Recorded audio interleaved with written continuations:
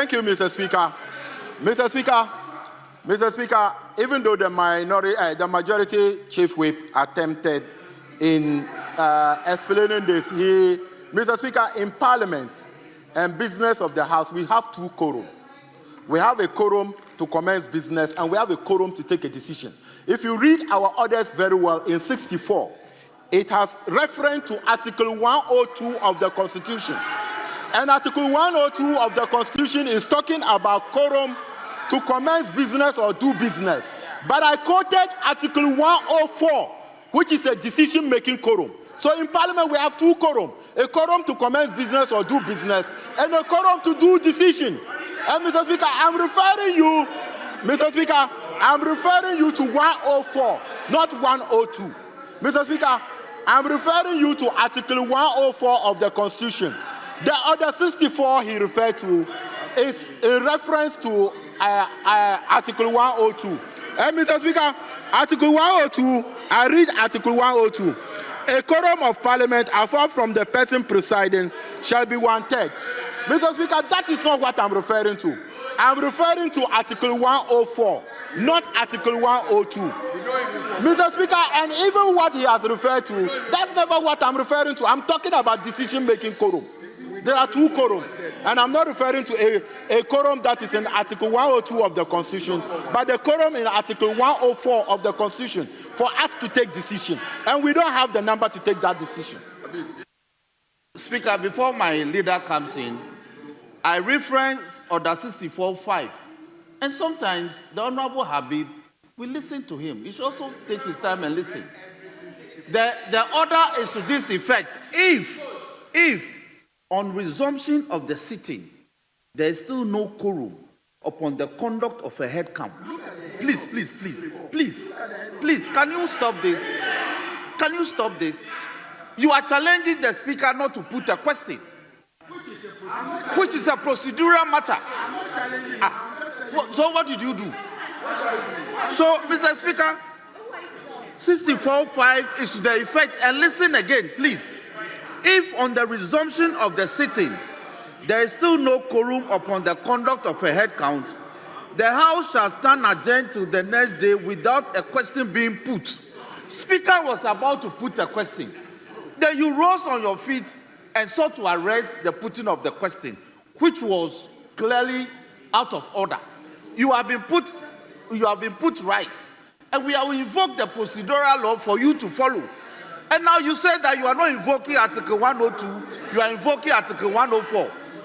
Is Article 104 a procedural law? This is the procedural law. And what we are doing is governed by procedure. You can, hold on. You can invoke Article 104 in the Supreme Court. You will say that a decision has been taken by Parliament which is in breach of Article 104. So you will seek interpretation, but you cannot say that willy-nilly you have invoked Article 104, so everything should come to a close. Yes. So you must marry the substantive law to the procedural law. That is how we do it, Habib. Take your time and be calm. Mr. Speaker, I thank you for the opportunity. Mr. Speaker, I need to make my stand very clear, Mr. Speaker. Mr. Speaker, I need to make my stand very clear. Mr. Speaker, I have raised a decision-making quorum under Article 104 of the Constitution.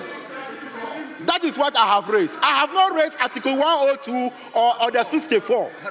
I have not at all. I didn't raise Order 64 or Article 102 of the Constitution. I raised Article 104 of the Constitution, which is a decision-making. Mr. Speaker, we just finished a debate, and you are about to put a question, which is going to be a decision we are going to make. And that is why I draw your attention to the fact that we don't have 138 members of Parliament present. And I'm surprised. When it comes to constitutional law, the majority chief whip are respected. But you see, you'll be the one here quoting Justice Abdullahi versus the Republic. And now it has missing. What did Justice Abdullahi versus the Republic say? Honorable so, members. Mr. Speaker, we don't have that decision. And you cannot put the question, Mr. Speaker. Let's defer the question. Honorable members. Honorable members. Yes, Majority Leader, if you want to.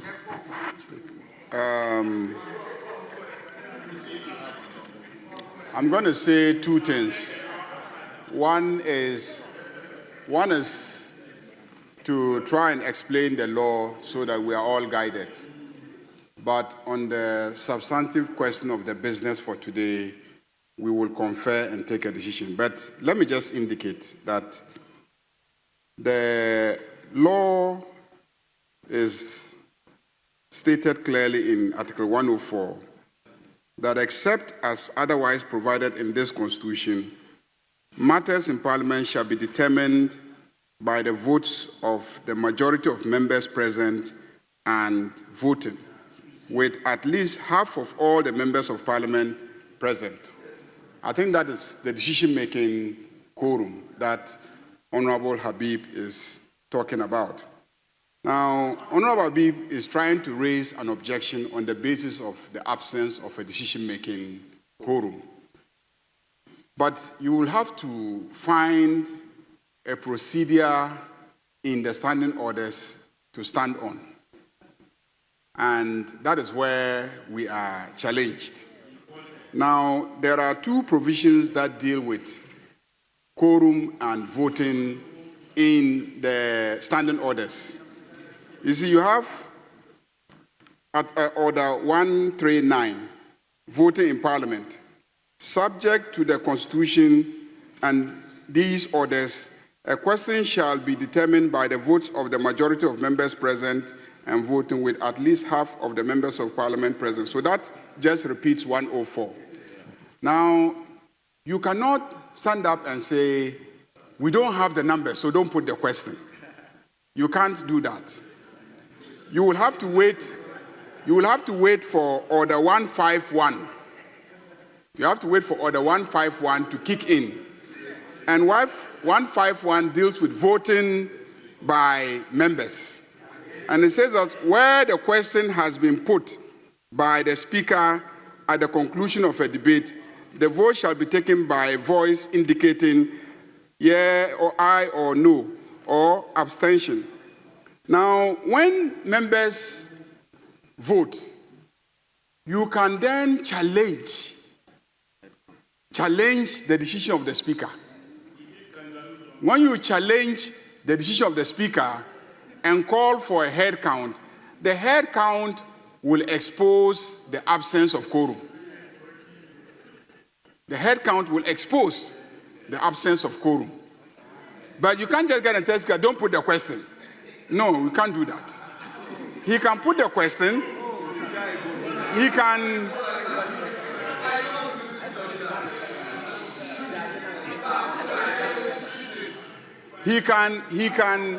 He can declare in favor of the yes or the no's. Then you will challenge the decision of the Speaker and call for a head count. When they count the heads, they will see that there's no quorum.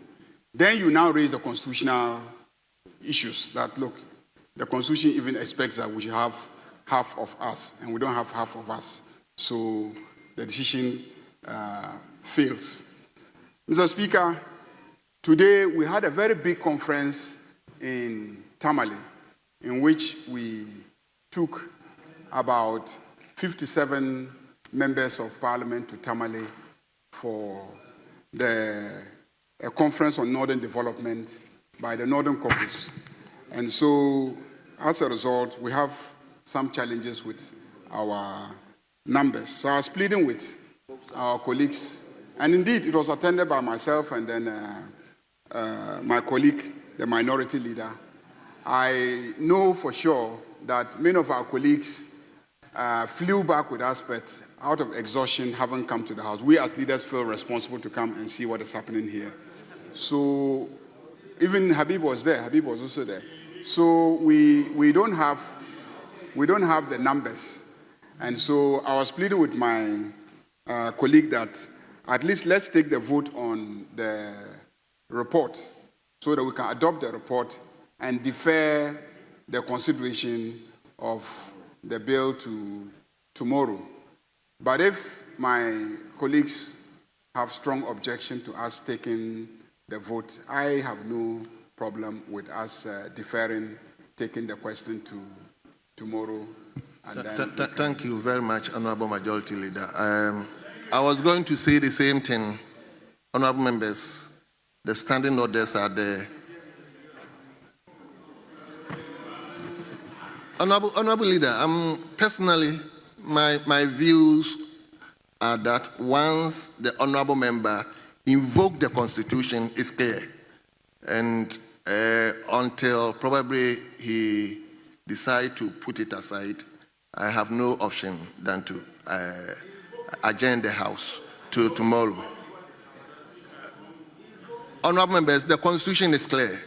So I think once he didn't use the standing orders, whereby probably you go through the procedure, we don't have the numbers. And if he will abandon his motion, his application, we will move on. Other than that, please indulge me to end proceedings.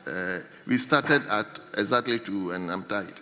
So we can adjourn then tomorrow. Leader, I think that's exactly the same thing we are going to say. Mr. Speaker, you must hear me. The majority leader has spoken. Let's hear you. You have not had to know my mind's construction. Mr. Speaker, all I want to say for the records is that I associate myself with the views expressed by the leader of the House, except that on the point where he concludes by saying that since our side strongly objects, that part, Mr. Speaker, I do not think that is most appropriate for our records. It is not the case. I believe that when we all got in, the issues that came up, we built consensus on them, and at least we've come far. I also think that these proceedings being carried live, the general public is live. The general public is aware of our numbers in the chamber. So it is not about the minority saying no. It is that we don't have the numbers to take a decision. And for me, that is what the record should reflect. Because last week, I said this earlier, last week, even when we did the UDS bill and later proceeded to do the scholarship bill, we heard what the public sought to say and all. So, Mr. Speaker, I think that the position by the majority leader that we place this on ice and then deal with it tomorrow, it's fair, so that we would have fortified ourselves with the constitutional provision, save that it is not us, the minority, taking objection to the motion. He raised a constitutional issue, with respect. And if he raised a constitutional... Yes, but it's so... It's not shying away. It's not shying away. It's not shying away. That is what the Constitution says. I'm sure if you are aware of the records of this House, you will know. You can play the video of Honorable Akando, then ranking of health. I'm not sure you've seen all his videos. The ranking. The man, now the Minister of Health, when he was here.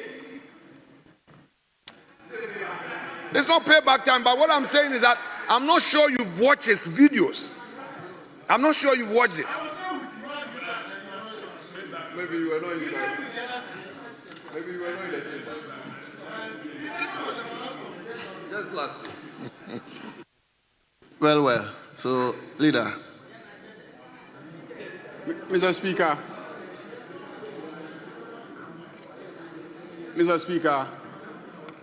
the rules of this House are known to us, the practitioners.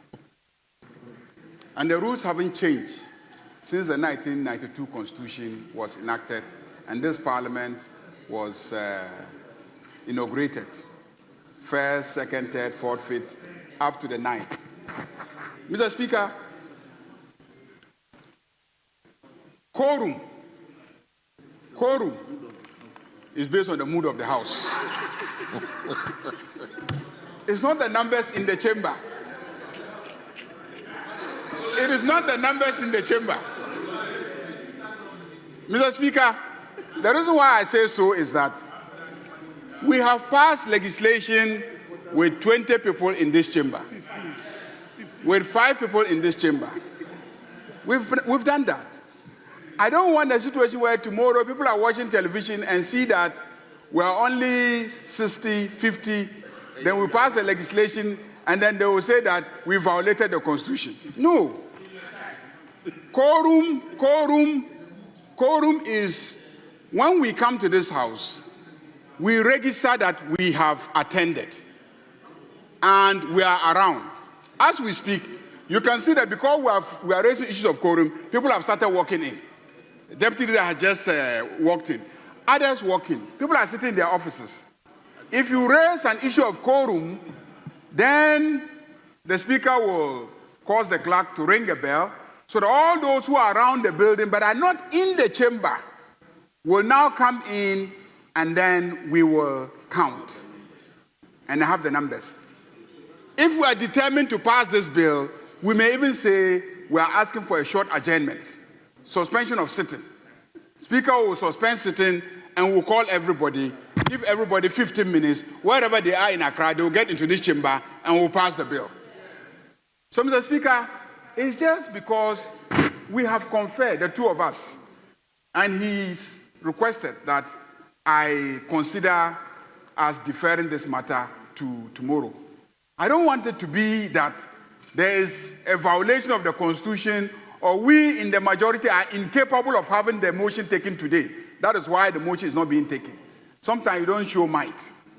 You don't show force. You don't show power. You don't abuse it. Mr. Speaker, compromise. Compromise. Consensus. It's just compromise. If I want this thing to happen, I will just say, Mr. Speaker, suspend sitting for 30 minutes.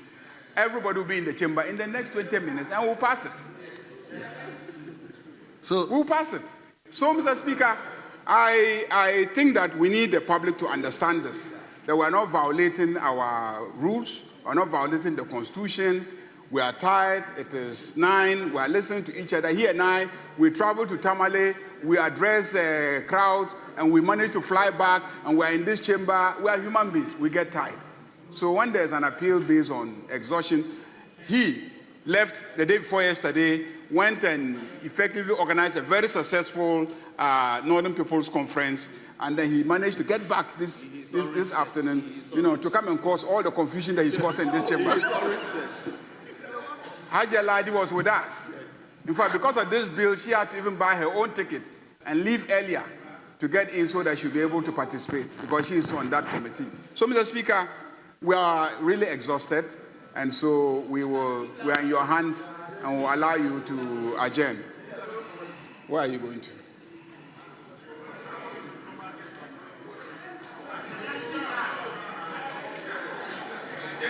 Mr. Speaker, the majority leader, Mr. Speaker, the majority leader, though he was in his diplomatic best, he now issues some subtle threat. He says that if he's dead, he would call for suspension, and within 30 minutes, he will get his numbers here. Mr. Speaker, the mood on his own side is very bad. Mr. Speaker, I want to challenge the majority leader. In 30 minutes, his people will not come. I want to challenge him. 30 minutes. Yes, 30 minutes. Suspend 30 minutes. Let's see whether your people will come. Your people are not in a good mood.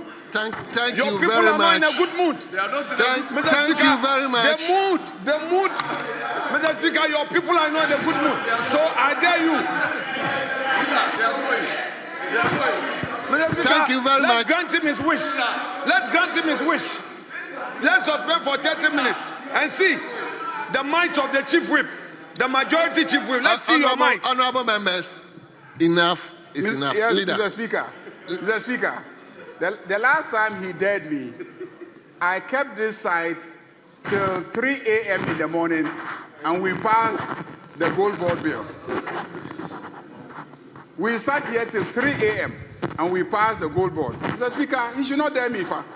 How come people say, oh, don't dare me, fa? If you dare me, fa, I will do it. Honorable leader, I think you said it all. The mood of the house. Both sides. The mood of the house is very important, at least for the 2 weeks ahead of us. Honorable members. So, leader, the mood of the house must always be positive, so that it will not urge anybody to raise constitutional provision. Because me, if I'm sitting here and the constitutional provision is made, I will have no option. So I believe the mood of the house will always be good for all of us to stay as long as we want to do business. On that note, we adjourn the house. We've done enough from 2 o'clock to 9, almost 9:30. We've done enough. And therefore, tomorrow, when are we coming? Speaker, 10 a.m. Yes, we.